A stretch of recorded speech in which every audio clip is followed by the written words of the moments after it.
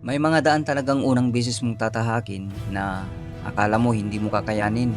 Ganoon ang naging unang karanasan namin sa Takadang Kibungan Benguet via Alilom Ilocosur. Ulan, putik, sobrang dulas ng daan, dahilan para mawala ng kontrol sa pagmamaneho, sanhi ng aming pagtatumba. At kaba dahil hindi namin alam kung ano pa ang naghihintay sa unahan. At bawat akyat noon ay puro pagdududa kung makakarating ba kami. Pero minsan, hindi mo talaga nakakalimutan ang lugar na minsang sumubok sa iyo. Sa pagbabalik namin sa Takadang, dala namin ang experience at tapang mula sa unang ride. Oo, may challenge pa rin. May mga daang kailangan pa rin paghirapan. Pero iba na sa pakiramdam ngayon at mas handang harapin ang hamon ng daan. Hanggang sa marating namin ang Third Mighty Gates of Tagadang. At doon namin naranasan ang isa sa pinakamagandang parte ng adventure, ang yakapin ka ng lamig, mainit na kape habang nagkukwentuhan, at ang simpleng saya ng camping kasama ang magandang tanawin. Kaya wag na natin patagalin pa. Samahan nyo kami ni Bro Eugene aka Where's Next sa aming adventure ride. Oh, na-hit namin mga bro. Bali, papakanan po kami ngayon dito sa part na ito. Yan, pag nakita nyo po itong arko na ito going to Ilocosur. Yan. Sige, let us proceed. This is the second time na aming pong i-attempt na kami ay magtagumpay sa aming adventure ride papuntang Takadang mga bro.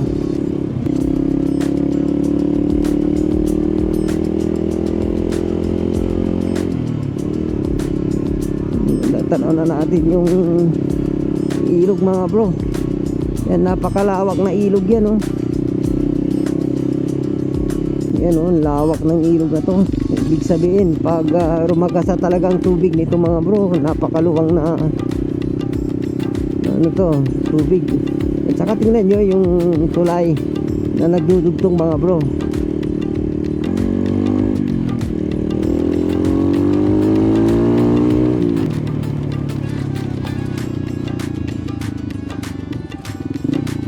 Sagana sila sa tubig pag mga ganitong lugar ng taniman. Kasi yung irigasyon buhay na buhay oh. Yung tubig galing kabundukan mga bro. Yan, ating binaybay ang bayan ng Alilom at sa mga barangay niya. So nandito tayo sa junction na ito. Yan, starting ng akyatan na dito sa part na ito, going to Kayapa or Takadang at saka Nalbo. Bali ito yung Luzon Hydro Corporation yan, no? Yung power plant na yan. Samahan nyo ako sa joyride natin mga bro, adventure ride.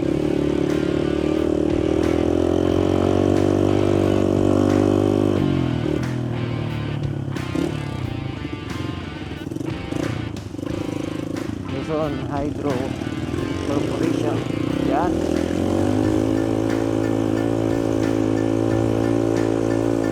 Haha, grabe.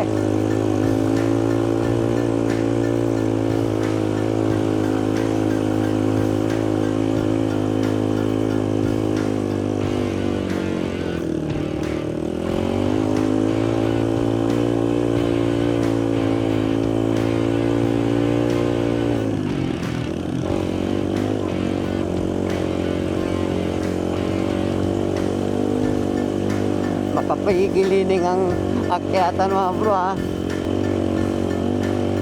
Mabuti na lang simentado mga bro. Pag hindi simentado to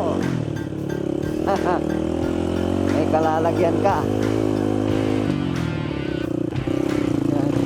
Yan, grabe tarik mga bro. Makikita nyo naman yung ano, yung angle na dyan sa ano natin, screen natin mga bro. Grabe. Tsaka nakakatakot tong ano, itong daan kasi may lumot. At may indication pa na kagabi ay umulan. Kaya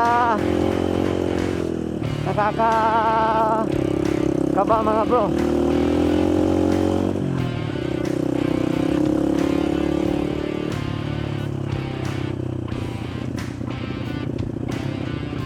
Ano, ganda ng tanawin dito. Ibig sabihin mga bro, nasa tuktok na tayo ng bundok ko. Ano, magkabilaan tanaw natin kasi. Ano, dyan, saka dito sa kabila. So nasa tuktok tayo. Diyan, ano, lalim oh.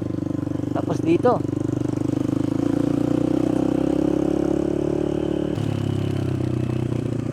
Yan. Tayo sa Kadsiamoy Elementary School. Bilig kaya pa Bakon Benguet. Yan.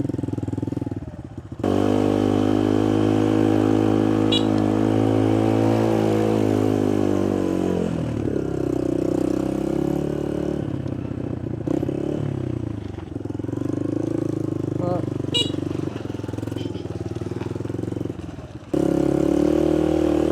Yan. Community.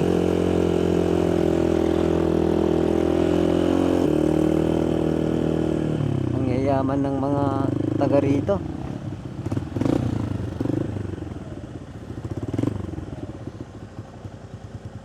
Parang may okasyon. Thank you, boss. Thank you, sir.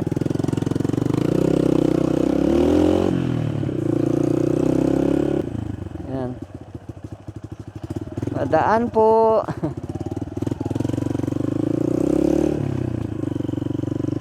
Ayan oh. Ang ganda oh. Tignan nyo yan mga bro. Ang ganda ng tanawin oh.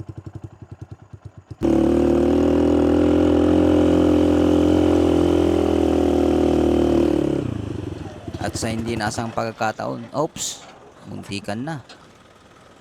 Igilid ko lang.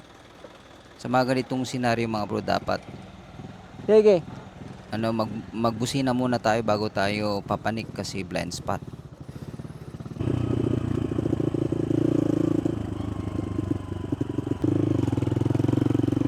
Ito na yun.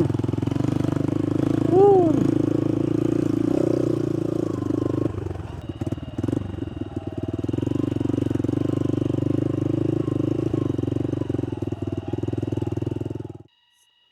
Kailangan muna nating magbawas ng hangin. Kailangan natin to para hindi masyadong dumulas.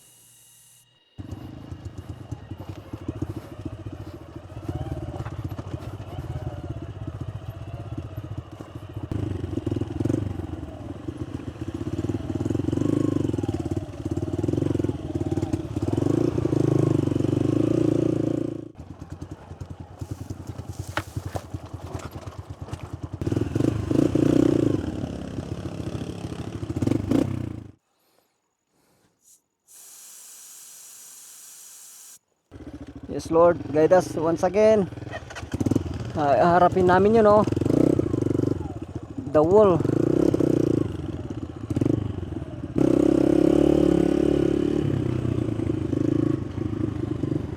Nakatapat ako sa bato mga bro.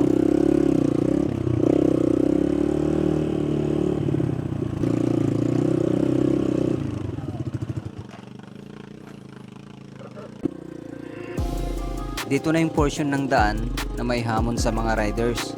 Matarik, pabato, at madulas.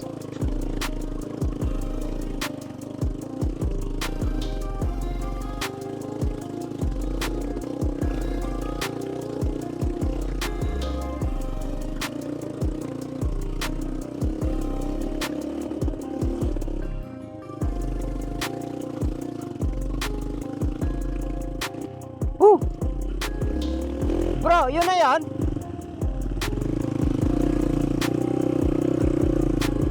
Ay, ito pa yun, ito.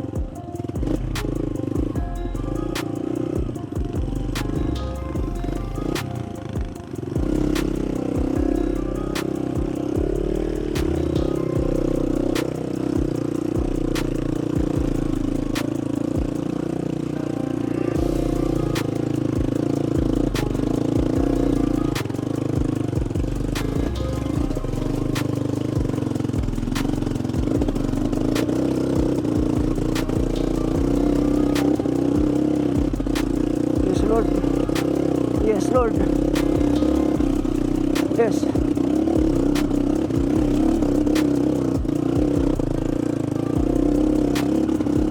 Woo! Pag-asa bro. Pag-asa. Oh. Tubig, oh.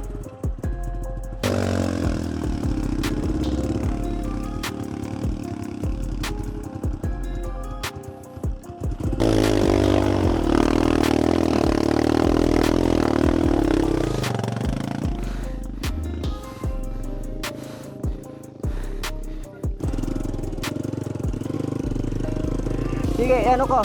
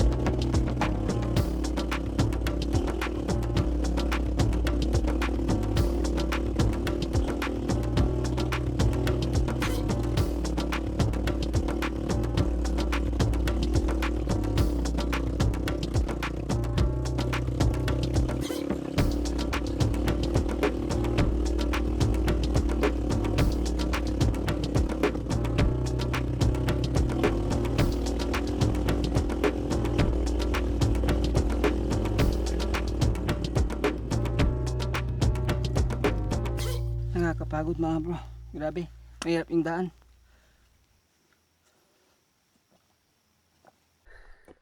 Yan. Dito na part talaga bro. Ang mahirap yung dun sa may bahay. Before dun sa bahay at dito sa after ng may bahay dyan sa gilid ng daan. Ito grabe to talaga.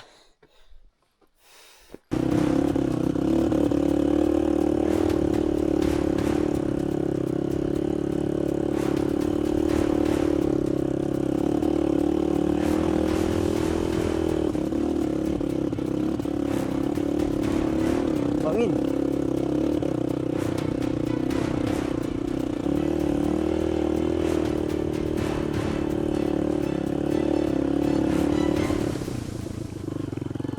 Woo!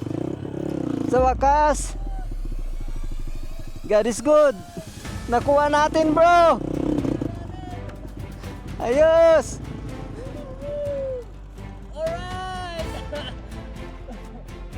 Maaga tayo ngayon. Ayos. God is good. Nandito na kami mga bro. Wala nang hirap. Yan.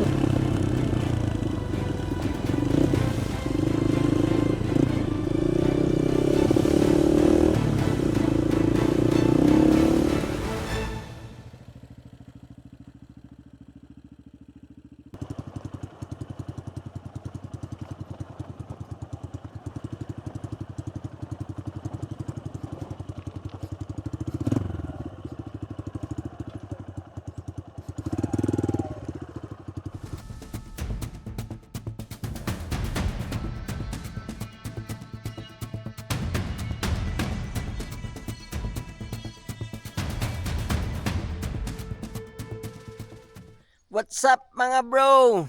Yan, nandito na tayo.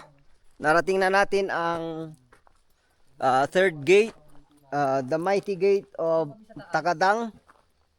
Yan. Doon kami magkakamping sa taas. Yan. Tignan nyo nang naman bro. Yan oh. Si Bro Eugene oh. Hello! Yan. Pwede na. Oh, nahit namin mga bro. Namin Oh, ng 'di mas ba? maaga. Basta pursigido at saka isang factor na naging madali sa amin mga bro kasi kabisado na namin yung Daan. daan, alam na namin yung part na mahirap talaga. Oh, nahirapan kami ng konti mga bro. Doon kami nahirapan kung saan kami Oh, nahirapan talaga din noon. nung nakaraan na punta Oh, namin dito. pero saglit lang naman. Oo. Hindi kagaya nung ano naabutan talaga kami ng gabi. Dilim. Madilim na. Titingnan namin doon sa taas. Yan. Bangin. Yun.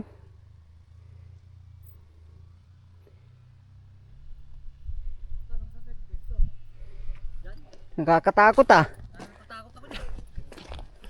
Pag lumindol. O, pag lumindol yan. Goodbye Philippines.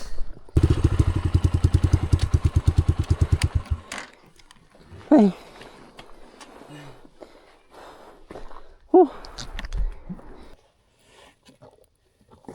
Kape.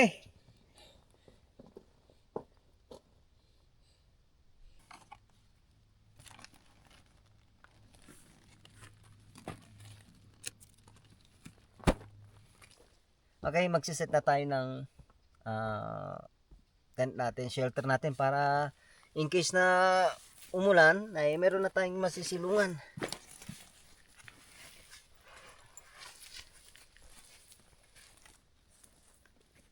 Saan ka banda? Yan? Okay, siguro. Okay, dito ako. Ginising ko na ito mga bata-bata.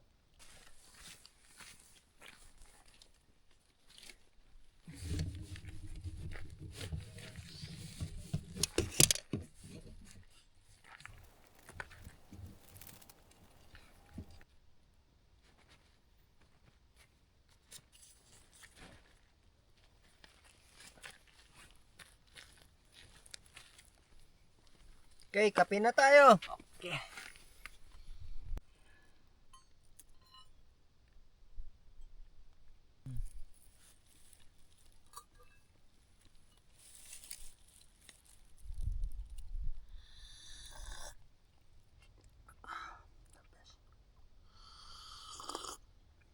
Isang ganito no? Reserve ba? Kung ba kung may alas 3 pa lang nakapag ano na kami 1:30 nag-set na kami ng tent namin ngayon ganito yung sitwasyon kanina mahamog biglang uminit para kaming nasa oven nagising kami kaya yan pagkakataon ulit yan puro ulap yung paligid namin mga bro kaya grab namin yung opportunity na makapagpahinga panibagong camping adventure natin moto camping adventure yan so napaka sulit yung rides natin ngayon dahil tayo ay maaga nandito tayo sa the third mighty gates of Takadang yan sa biyak na bato mga bro so mapapansin nyo ay yan nandito tayo sa pinaka-edge ng surface na ito at bangin na po yan mga bro ayan bangin na yan so hindi nyo makikita ngayon pag nag-clear yan bukas mga bro masisilahan nyo kung gaano kaganda yung lugar na ito okay iba na yung parang nasa freezer tayo mga bro pero ito yung magandang experience. Nakapagdala ka ng suga. Oo.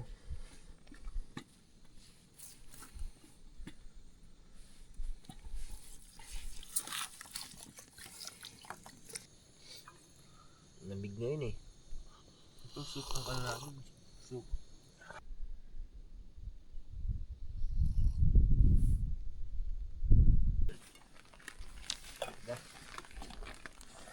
Gaganyan ka no? Kasi pag naipon yung tubig, dapat pala nilagay natin sa pagitan ng motor, no?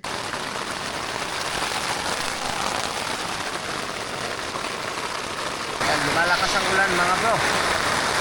Grabe. Lakas, umahangin pa.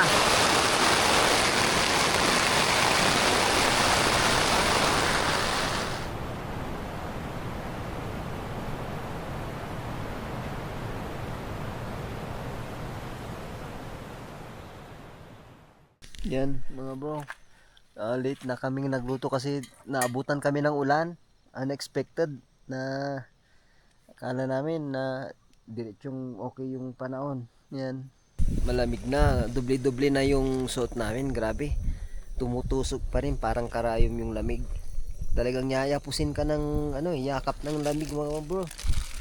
Yan. Bali itong niluto ni Bro Eugene. Yan. May soup tayo mga bro. Yan. Bagay na bagay yan. Tapos kanin. Parang hindi umiinit kasi yung natin niluluto. Ay mo ihawin ito. Yan.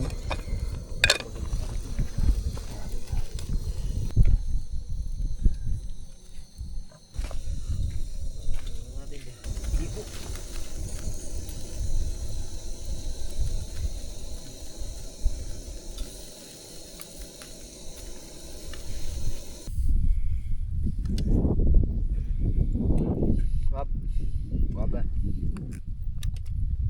Gutom na kami. Bro, yung pancit mo. Malambot masyado. Bro, ito kaysa naman matigas. Kaya natagalan kaming nagluto.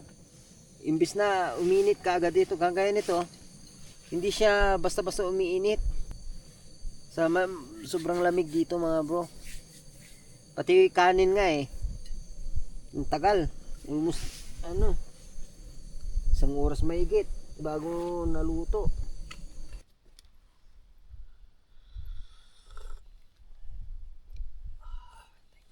Maganda yung tanawin dito pag nag-clear yung mga ulap. Yan. Sige mga bro, good night. Pahinga na namin.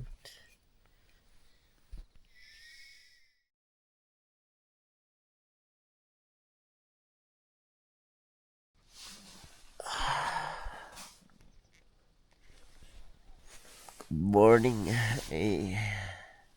Matindi. Good morning.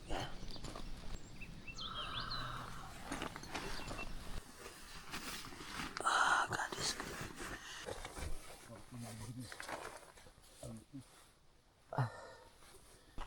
Alam nyo mga bro, talagang kakaiba to yung sitwasyon namin ngayon. Sobrang lamig pala dito talaga. Nung kakahiga lang namin, naramdam na namin na matake ang yakap ng lamig mga bro. Bandang sa katagalan, di na yakap ang ginagawa niya, sinasakal na kami. Yan.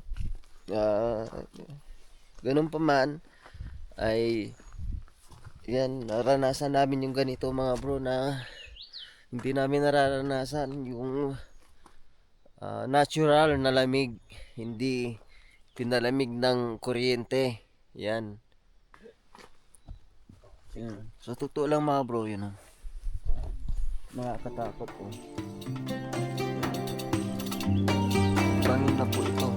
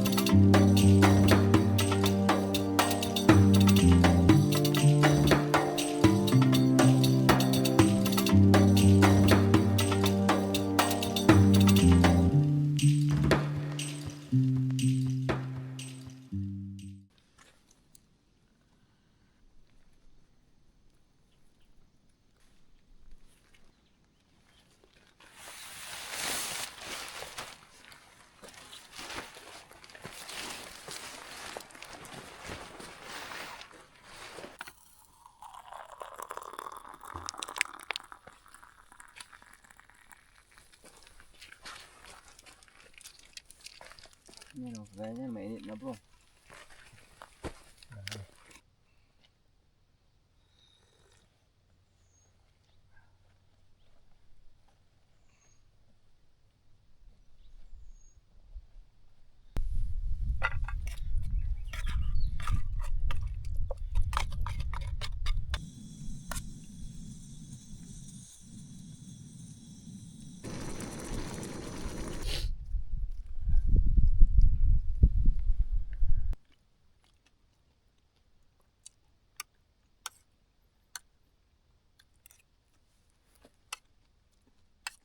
May outreach no.